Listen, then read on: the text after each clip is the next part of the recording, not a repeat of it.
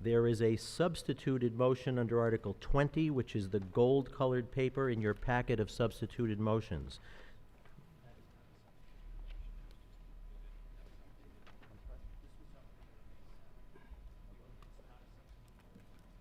Okay, I've just been told it's not a substituted motion, but it is in the gold-colored paper in the booklet. This is a petition article sponsored by town meeting member Brian Moss. Mr. Moss, would you please move the printed motion under Article 20? Is there a second?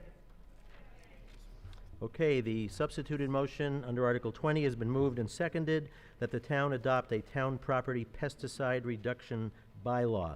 Finance Committee recommendation? The Finance Committee does not recommend Article 20. Mr. Moss has requested 10 minutes to make a presentation on Article 20. Mr. Moss, please come forward.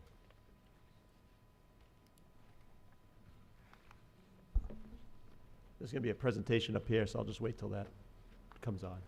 Okay, you like the stage to be cleared It's up to for a them. PowerPoint presentation? Anyone on the stage who would like to remove themselves to the front of the room, please go ahead.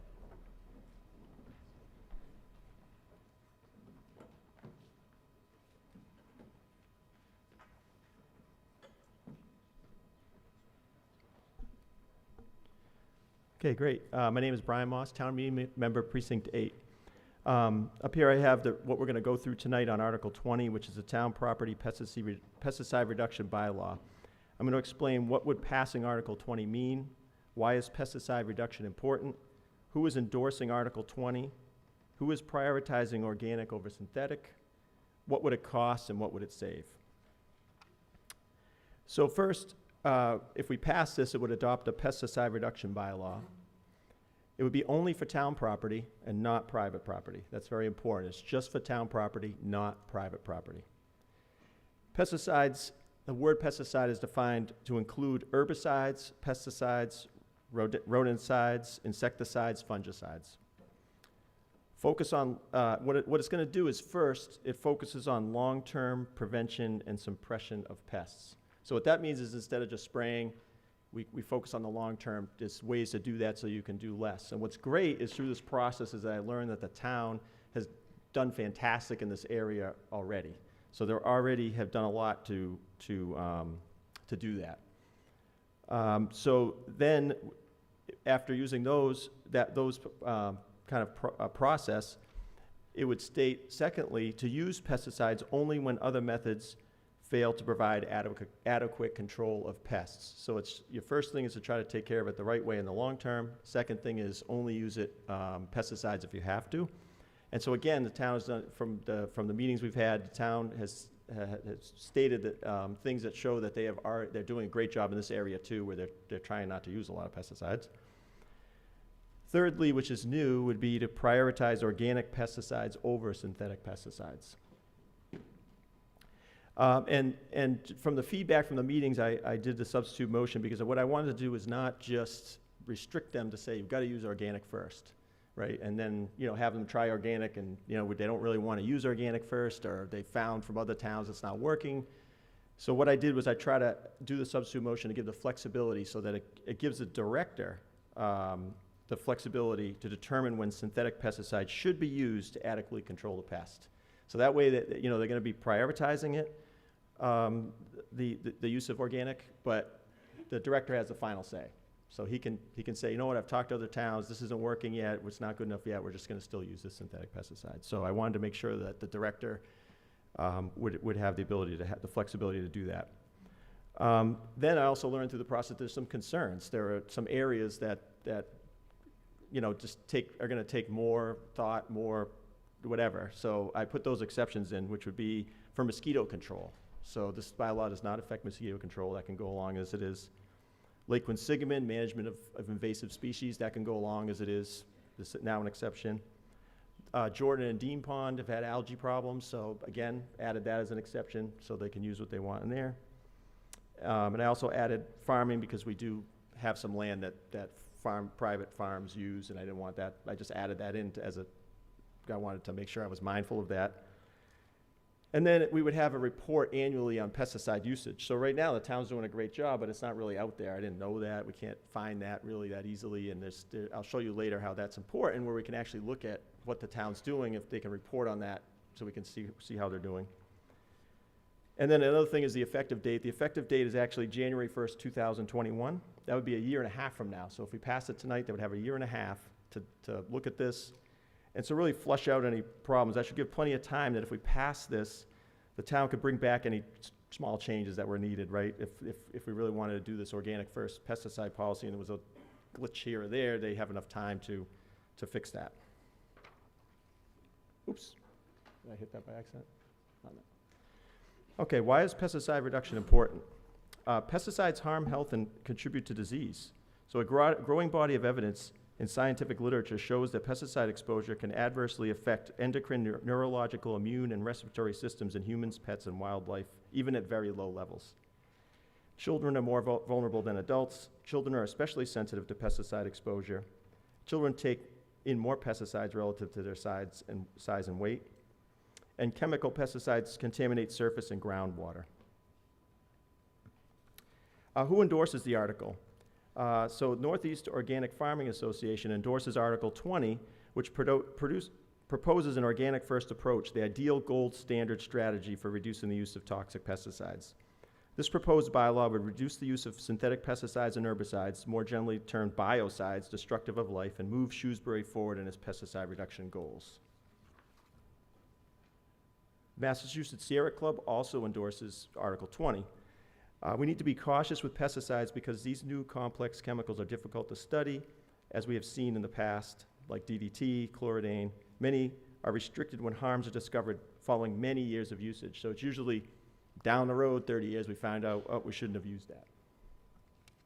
Toxic Action Center, they also endorse the article, and they've been working across New England for 30 years on just reducing toxic in many ways, and one of them is pesticides. So who else is prioritizing organic? So in 2011, the City Council of the town of Wellesley in Massachusetts banned all synthetic pesticides.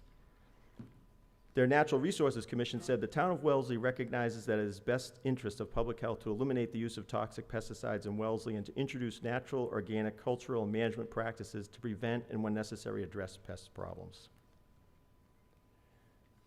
And town of Marblehead, they actually did this a long time ago. So in 2005, the town of Marblehead adopted organic pest management regulations. And they describe it on their website. Organic pest management is a problem-solving strategy that prioritizes a natural, organic approach to turf grass and landscape management without the use of toxic pesticides. It mandates the use of natural, organic, cultural practices that promote healthy soil and plant life as a preventative measure against the onset of turf and landscape pest problems. Also, most recently, people have been targeting certain pesticides. So the city of Newport, just this year, began phasing out the use of the herbicide glyphosate. And their Board of Health issued a proclamation recognizing the risks of synthetic pesticides and establishing April 2019 as Alternative to Pesticide Month. Falmouth, Massachusetts, in April, their Board of Health created a one-year moratorium prohibiting the use of the herbicide glyphosate, otherwise known as Roundup or rodeo, on town-owned lands. It protects the town from liability in the future. We're asking towns to take glyphosate out of their toolbox and put back in Organic Materials Review Institute certified pesticides, which is just a technical way of saying organic. So when I'm saying organic, there are bodies out there that have standards on this, which are cost-effective and on the same shelves as glyphosate products. One of the best examples, if you look in the United States, was 3 years ago in February 2016 when the city of Irvine, California, their city council unanimously approved an organic pesticide policy, which uses organic pesticides and herbicides on all city-maintained landscaping, parks, athletic fields, and public buildings. They had 570 acres of community and neighborhood parks, all managed organically, athletic fields, 800 acres of public right-of-way, 70,000 trees, 1.5 million square feet of facilities, 6,000 acres of dedicated open space. Their vice mayor stated that the city demonstrated that you can have beautiful parks, playing fields, and open space that meet community expectations without the use of toxic pesticides at a very good price point. So what would it cost? Well, the town's doing a great job right now. They're already trying to reduce the amount of pesticides they use by doing that long-term approach. So they're probably, I don't have the exact details, they're probably using small amounts of pesticides. I don't have the details. But I wanted to talk about something that's been going on. You can see the people up here, but over the last year, there's been cases, 3 cases against Roundup to go to trial, and all of them have concluded that Monsanto's glyphosate-based herbicides can cause cancer, and that Monsanto has long known about and covered up the risks.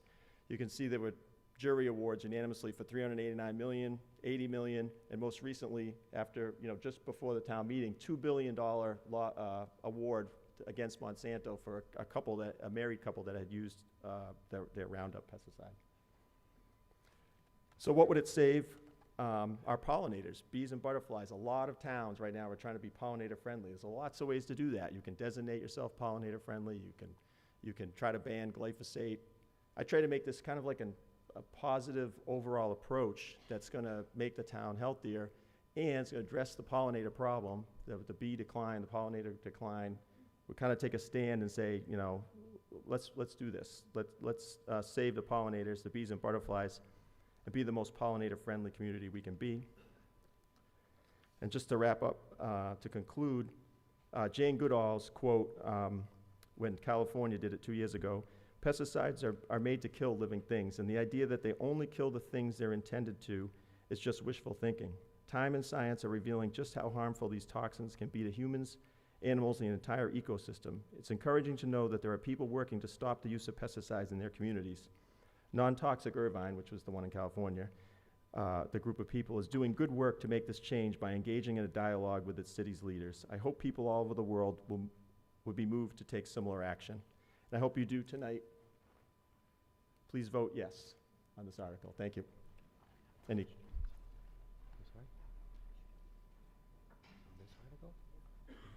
Thank you, Mr. Moss.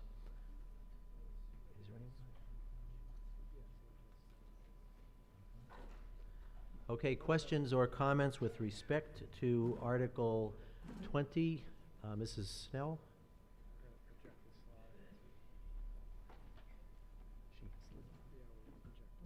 Okay. There's going to be some slides projected here too, folks, just when you got comfortable again.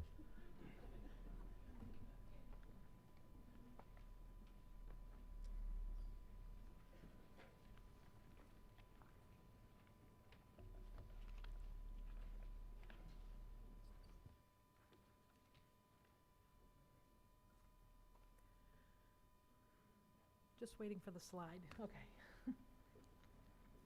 Hi, I'm Angela Snell. I'm the Director of Public Facilities for the town's Department of Public Works. I'd like to give you an overview of the town's current use of pesticides. As Mr. Moss has indicated, we are already reducing our use. On the screen is the amounts that we used for the last fiscal year. It's the limited amount of pesticides that have been used on town property in accordance with Massachusetts state laws and by licensed pesticide applicators. For the parks, there are 19 parks in the town of Shrewsbury. We have used 0 gallons of Roundup in our town parks in the past 3 years.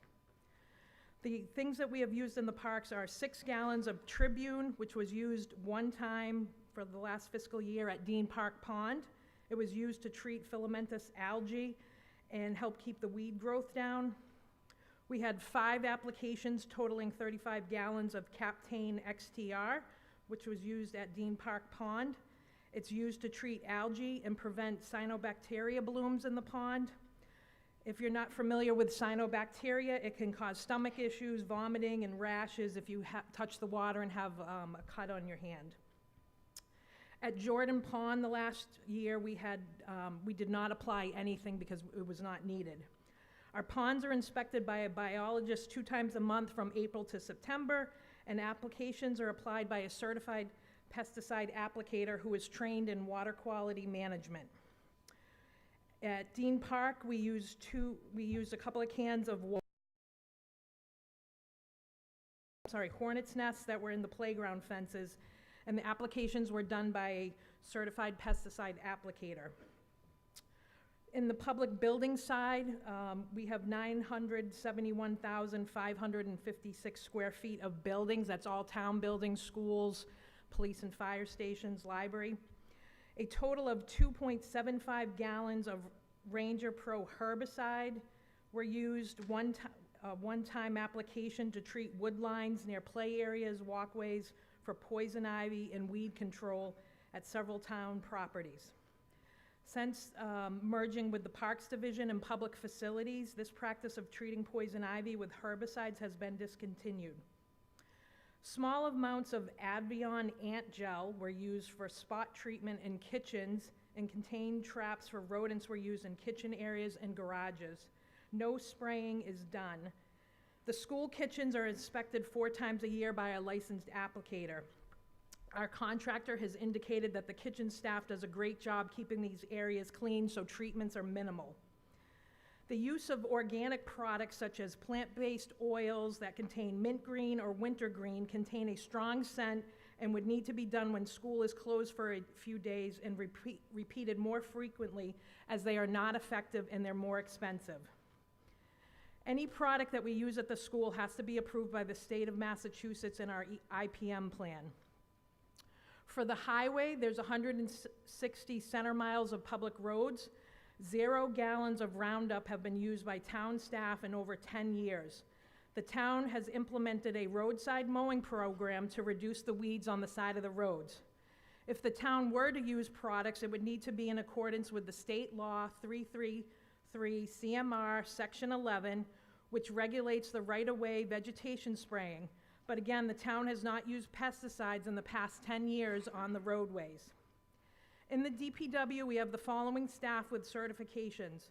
We have 2 licensed pesticide applicator professionals in the Public Facilities Division and 1 organic land care professional. In the Highway Division, we have 1 licensed pesticide applicator. I respectfully request that the town meeting allow the town to operate under the current state regulations that are currently in place to protect residents, and allow the town to work with contractors who are familiar with the state regulations. I also remind town meeting members that these regulations will only affect a small percentage of the land in town, as many private landowners apply more pesticides than the town combined. Thank you. Thank you, Mrs. Snell. Just give a minute for folks on the stage to take their seats. Okay, any further questions or comments with respect to Article 20? Hands in the air. Yes, ma'am, behind Mrs. Petrucci. Go ahead. Yep. Sorry, I'm new at this. I guess Christine Matero, Precinct 4. I think my biggest question is this really necessary, this bylaw? If the town's doing a great job already, you know, you've said repeatedly the town's doing a great job at this, and then that you don't have all the details, and they're not using Roundup, how are we really reducing use? And is this bylaw really necessary? Response, Mr. Moss? That's a great question. So first, this is information that was publicly available to start. So this is a great job the town's been doing. A lot of us maybe in this room or myself didn't know that they were doing such a great job. And that's a positive thing. That's a good thing. The reason we need it is because that's not to say in the future we won't have such great staff that are taking this upon themselves to make sure they're using these other alternatives, right? They've made decisions to not use these synthetic pesticides for a reason, right? And that's the staff making those decisions, as well as, you know, they're coordinating with different pesticide applicators. But in the future, depending on what staff come in, they could use more. This would allow town meeting to kind of set the policy. The director actually sets the rules and regulations so that they have control over how that gets done, so they could work with the organic certified applicators. We have one that does that. So in my mind, I think it's still valuable for the town to do to prevent in the future. Ms. Snell? Thank you. Mrs. Snell. I'd just like to respond that now that all the different departments are under the Department of Public Works, if one of us were to leave, I would hope that this Department of Public Works is still going to be following the same practices that we have been doing for the past 3 to 10 years. Thank you. Further questions or comments? Mr. Lukacs. I'm sorry, Mrs. Matera, do you have a follow-up question? I'm sorry, I didn't see you making that gesture. Mr. Lukacs, if you would, just wait a moment. Go ahead, Christine.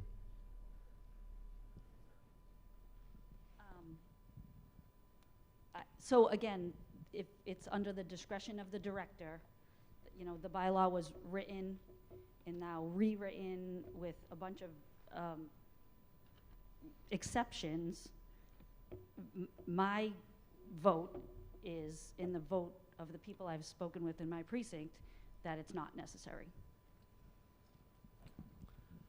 Mr. Lukacs. John Lukacs, Precinct 2.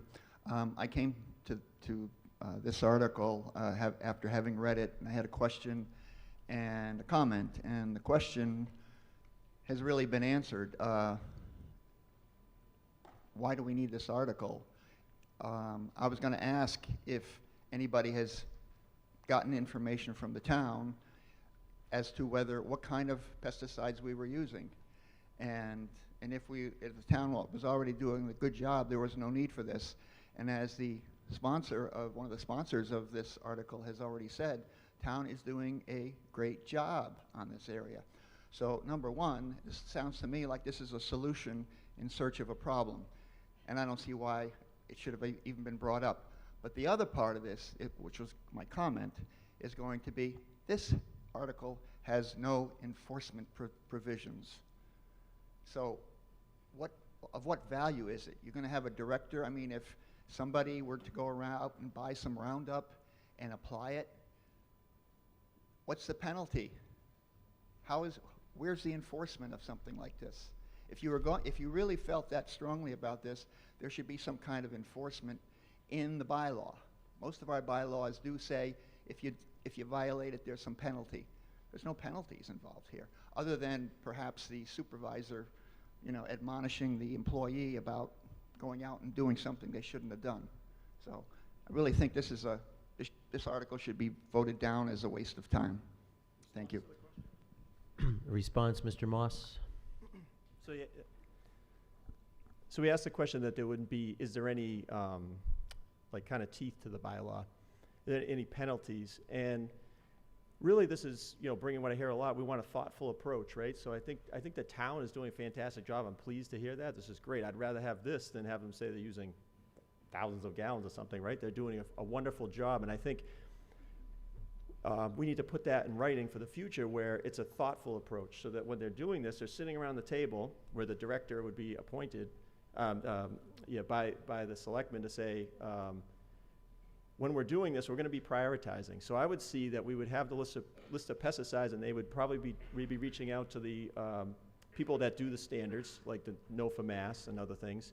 But then they'd also reach out to other towns. What are you using on this problem? Wellesley, Marblehead, what are you using on this? Do you have an organic substitute that works well? Yes.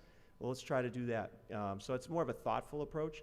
In the end, it says the director this is kind of like a direction, and the director has the flexibility to set the rules and regulations where they could say, there's really nobody to define, right? The director's gonna be having this plan of organic management, so there really is nobody to define in this. It's just let's codify this and make this something that town meeting sees that if you agree that we put in there to set a better future for us and our kids. Thanks. Further questions or comments? Mr. Vigent.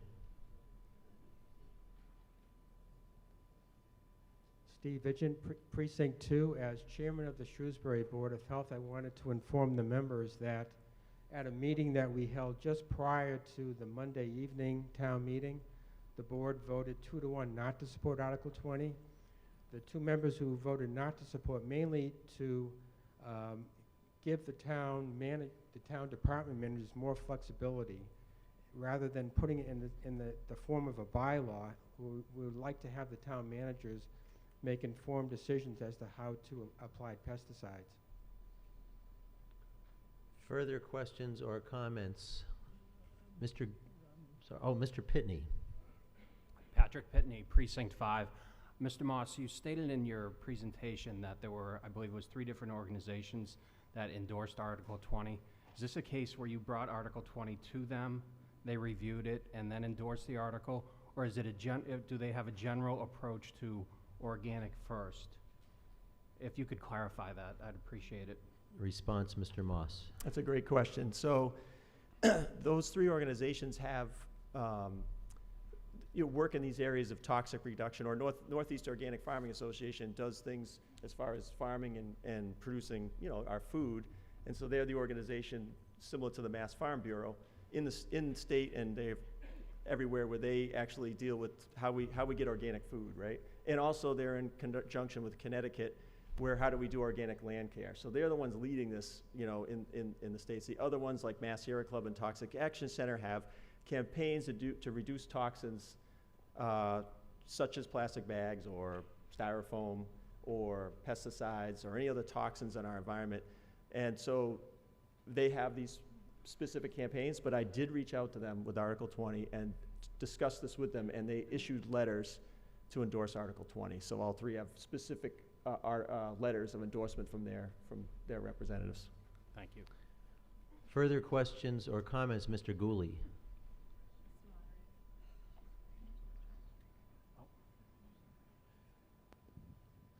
Bill Gooley, Precinct 8.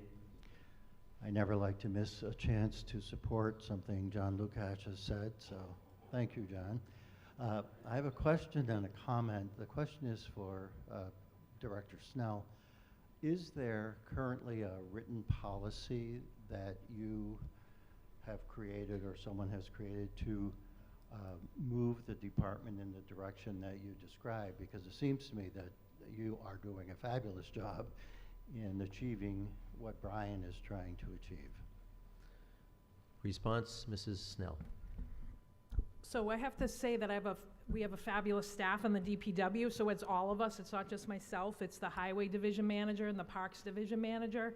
We do meet often. We are also, one of our members, our Parks Division Manager has taken the certification through NOFA, so he is an organic land care professional. We do meet with other organizations about what products to use. So, I mean, that's the trend. The other thing is we do follow the Massachusetts IPM plan, so we do have a plan in place for what products you can use on school grounds, and then we follow that on the parks as well, and we've been doing that for years. Thank you. You have a follow-up, Mr. Gooley? Yes, if I might. I understand what Brian is trying to achieve here, which is to have something in writing to protect us in the future. It may be that this is not quite the right way to do that, but I'm wondering if it would be problematic for the director to write some sort of policy that would carry over if you should ever retire. So that we could maybe be meeting Brian's, I think, major concern about having some sense that we know this is going to be followed in the future, and not be tying your hands or the hands of the town manager. Would that be a reasonable request of you? Response, Mrs. Snell. I mean, we already have some policies in place, so to make a formal policy is not an issue. My issue is that if it's a bylaw and then anytime there's a change, if there's a new pest that comes along or something with mosquito control, that we have to come back to town meeting before we can solve it, that's where I have an issue. Exactly. Thank you. Further questions or comments relating to Article 20? Yes, ma'am, I can't see you, but I see your hand going like this.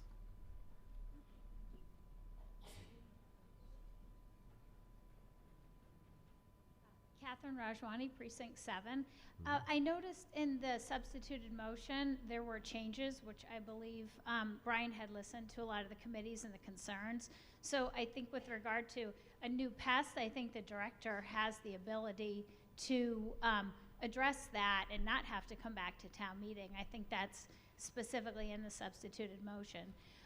Also, I don't understand why we wouldn't want to support this as a community, because it seems to me that we're already doing a lot of the things that are suggested here, and I think getting the information out to let people know that we're doing it would just be another feather in our cap. So I think that it would be helpful, and I think that before now, people really didn't know, that we were substantially reducing pesticides.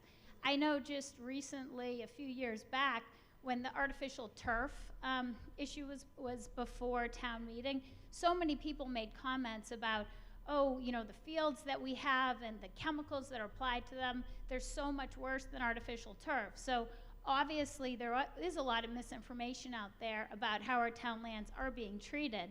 And it seems like if the presentation that was put together today for town meeting, I believe the Article 20 only talks about, something simple like that every year. It doesn't seem like there would be a lot of oversight or changes to what we're already doing. So why don't we, publicize that we are, a community that is aware of these concerns. We are, environmentally friendly and global citizens, and try and promote that. It doesn't seem to me that there's a downside here, so I'm surprised that, there's not more widespread support. Thank you. Further questions and comments? Yes, sir, right in the middle, halfway back.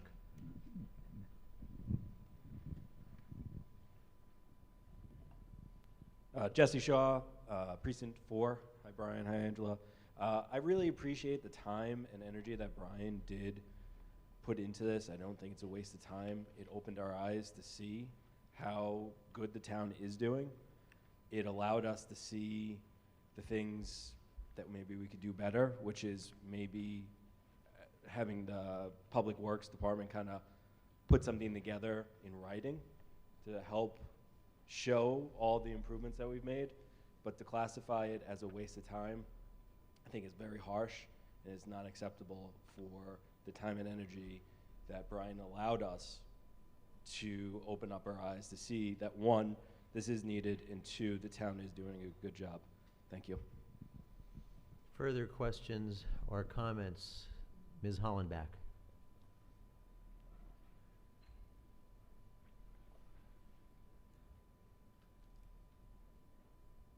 Melissa Hollenbeck, Precinct 9. The town has always done a good job. Anytime I've contacted the town, they've always been very quick to answer. Even when I ask crazy things about getting goats to eat the poison ivy. But I think Mr.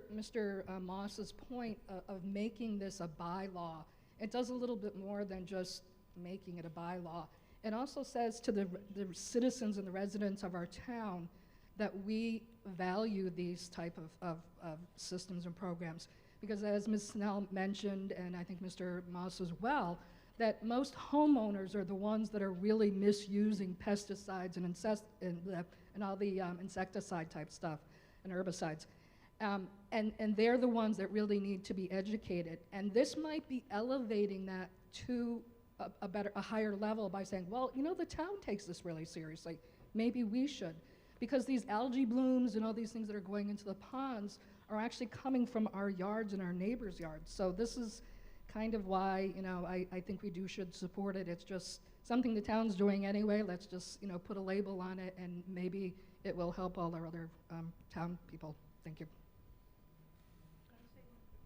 Mrs. Snell. Can I just say that the goats cost like $2,000 just to do municipal drive versus $200 for Roundup? Just saying. I will be asking for goats next year. Further questions and comments on Article 20? Someone just had their hand up towards the front. Yes, ma'am. The hand waving.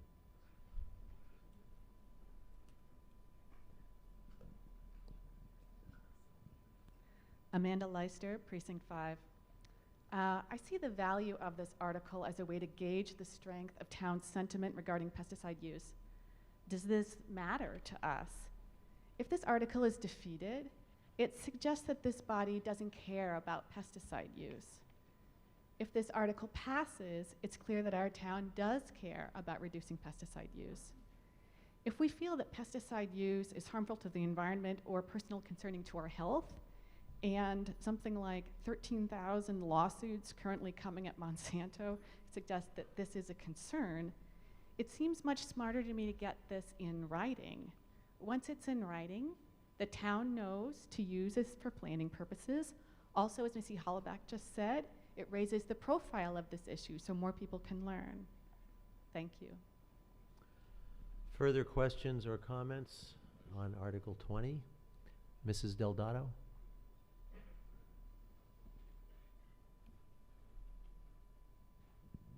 Deb Delgado, Precinct 7.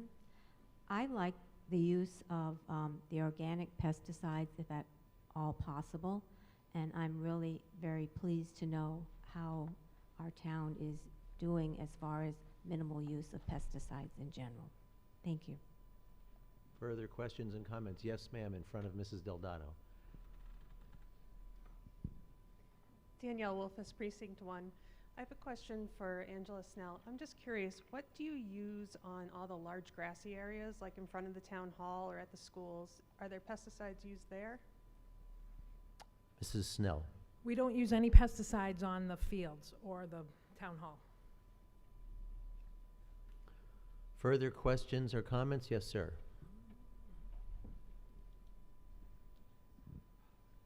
Vikram Chabra, Precinct 7. I had a question for Ms. Snell. I couldn't really follow what was it in the article that you think would basically make it a problem for you to take action in future if the need arises?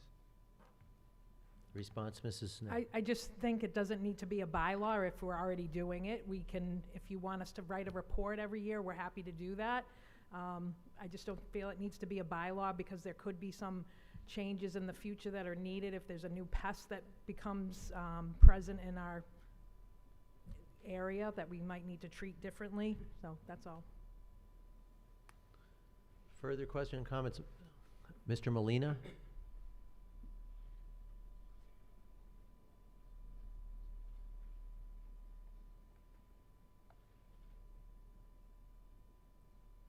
Jason Molina, Precinct 1. Brian, thank you very much for actually bringing this to town meeting. Obviously, a lot of folks here also interested in hearing what this report has to say. But, you know, in terms of the commentary that Mr. Lukash and probably others are thinking about the enforcement aspect of it, I wholeheartedly disagree about putting any kind of, or requiring any kind of enforcement to be considered. This is a bylaw intended to promote a policy, and I don't think the town would punish itself. So I don't really understand why we would look for an enforcement mechanism in this policy, in this bylaw. So I don't understand the rationale about that one. Number two, related to just how it's written. I'm glad that Mr. Moss has put in here that this is a prioritization, the keyword prioritization for organic pesticides. So I don't see how that binds the town from having to use organics, but rather prioritize to use organics. And then to that point, we heard a lot tonight about how the town is already doing a lot of great work, and I applaud the reduction use. But of the chemicals that have been noted on screen, how many of them are actually organic? And do we have any opportunity to go organic? And I think that's the spirit of this bylaw, is really to say, put in a policy that we actually will go towards organic first, and if something props up that we can't solve our organics, prioritize to the next thing that's best. Further questions or comments? Mrs. Miller.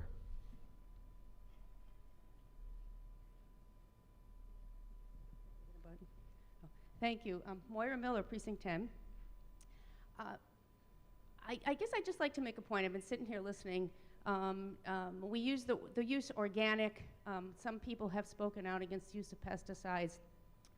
I would like to, as many other people have done, applaud Mrs. Snell and Department of Public Works. I think they've demonstrated that they they have this under control, that it's well thought out, that everything that's in this bylaw is already being done by the town. But the point I'd like to make, I think, is that what's being left out of this conversation is that organics, just because a product is organic, does not mean that it's not toxic. There are studies that have been done. I think one as recently as 2017, University of Illinois Extension. Basically, the study showing that organic products vary, just like synthetic products. And there are organic products that can be toxic to humans. So I think we have to be really careful and really clear when we're talking about banning the use of pesticides or prioritizing organics over others, that organics also in themselves have problems. And I think, again, that Mrs. Snell and the town has shown a very reasonable, responsible approach. I don't think there's a need for a bylaw. Further questions or comments? Ms. Sokolowski. Gail Sokolowski, Precinct 6. Some of the town meeting members seem concerned that the rest of the town, our citizens, need to be made aware of this issue. I think probably most of them don't read our town bylaws. Maybe direct mailings from some of those organizations to towns targeted to people might do a better job. I'm not in favor of this bylaw change. Further questions and comments on Article 20? Mr. Sheikh. Rashid Sheikh, Precinct 10. I think there's a good effort by both parties and Brian bringing the concern, and Director Snell doing a great job. There is, in my opinion, there's a difference between best practices and bylaws. So I really see this as a best practice, not really as a bylaw, because bylaw would restrict the town, and there are so many things town administrator do. Now, are we going to go and write bylaws on every single line item? I think it would be great to have a best practice, and maybe if there is not written best practice, maybe to write best practice. However, honestly, if we go that deep, then we are really restricting our administrators to basically have bylaws on many things. So, and the other thing is, I treat the town the same way I treat my own home. So how do I really make my own decision? And we gotta ask ourselves, when we treat our own lawns, how do we prioritize and how do we do it? And if these folks are doing the same way or better, then honestly, we just need to help support them. At the same time, maybe encourage them to have more written best practices instead of bylaws, because bylaws do then tend to do more restrictions, because other things can happen which we do not envision, and we only meet once a year or twice a year. So it would really make it difficult for administrators. So I really think that the best practice is the way to go. And if there is not, that would be the right way to do it. Thank you. Further questions or comments on Article 20? Mrs. Petrucci.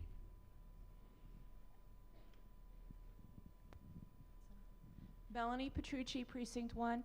I'd like to move the question. Okay, a motion for the previous question has been made and seconded. This is a motion to end debate on Article 20. The motion is not debatable and must be voted on immediately. A vote in favor of the motion is a vote to end discussion of Article 20 and to proceed to an immediate vote on the motion under Article 20, on the substituted motion under Article 20. A no vote is a vote to continue the discussion of Article 20.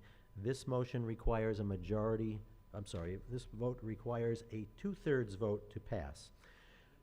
We're going to proceed immediately to a vote to end debate. Will all those in favor of the motion to end debate on Article 20 please signify by saying aye? Aye. All those opposed to the motion to end debate on Article 20 please signify by saying no. No. And the motion passes by a 2/3 vote. We will now proceed to an immediate vote on the substituted motion under Article 20. This motion requires a majority vote to pass. Will all those in favor of the printed motion, of the substituted motion under Article 20, please signify by saying aye. Aye. All those opposed, please signify by saying no. No. I'm uncertain. I'm going to call for a standing vote.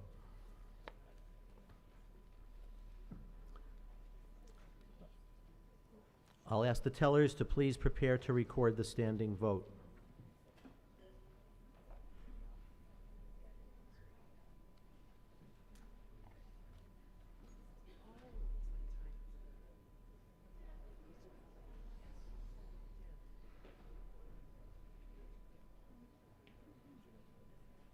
You all set, Sandy? Are they all set? Okay.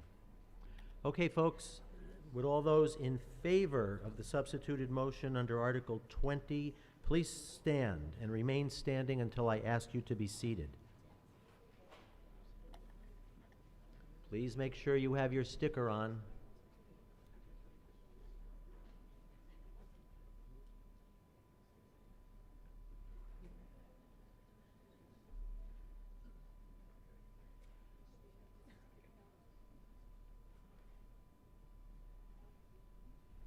Zero.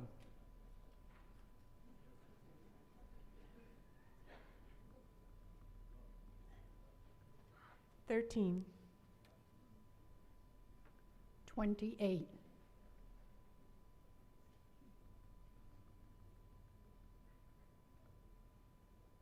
8.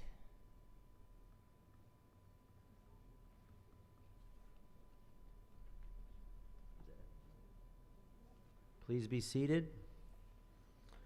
Would all those who are opposed to the substituted motion under Article 20 please stand and remain standing until I ask you to be seated?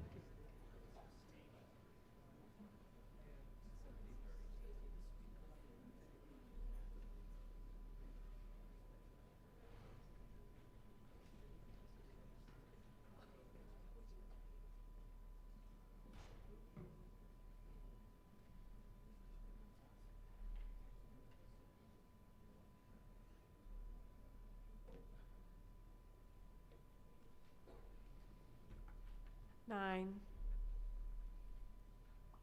33. 28. 33.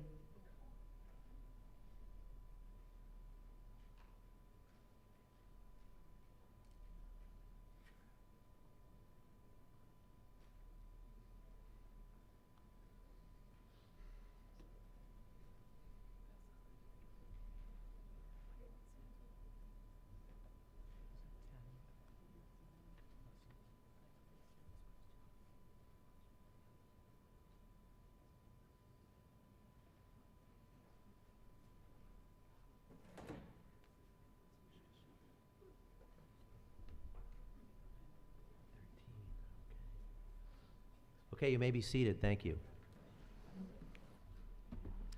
Okay, the tellers have all reported in, and after a nationwide vote, the votes are as follows: 50 yes, 113 no. The motion is defeated.